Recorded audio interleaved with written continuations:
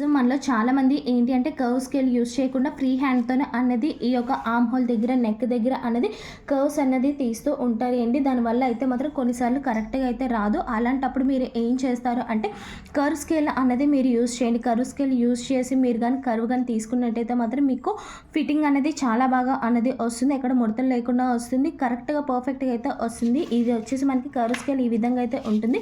ఇది మనకి మార్కెట్లోనే అవైలబుల్గా ఉంటుంది. ఇది ప్రతి ఒక్కరికి కూడా యూజ్ ఉంటుంది అనమాట. బిగినర్స్ అయితే మాత్రం తప్పకుండా ఈ యొక్క కర్వ్ స్కేల్ని అయితే యూజ్ చేసి మాత్రమే మీరు ఈ యొక్క కర్వ్స్ని అయితే మాత్రం తీయండి. ఫ్రీ హ్యాండ్తో ఎట్టి పరిస్థితుల్లో తీయద్దు. మీకు బాగా ఎక్స్పీరియన్స్ అనుకుంటేనే మీరు ఫ్రీ హ్యాండ్తో అయితే తీయండి. కర్వ్ స్కేల్ అనేది చాలా బాగా ఉపయోగపడుతుంది మీకు. ఈ వీడియో మీకు బిగినర్స్కి చాలా బాగా ఉపయోగపడుతుందండి. బ్యాక్ నెక్ బ్లౌజ్ యొక్క ఫార్ములాస్ అన్నీ కూడా నేను సపరేట్గా ఒక వీడియో చేసి అయితే మాత్రం పెట్టాను. ఒకసారి మధు ఫ్యాషన్ వరల్డ్ యూట్యూబ్ ఛానల్లోకి వెళ్తే దానికి సంబంధించిన బ్యాక్ నెక్ ఫార్ములాస్ అన్నిటికి సంబంధించిన వీడియో అయితే ఉంటుంది, చూసేయండి.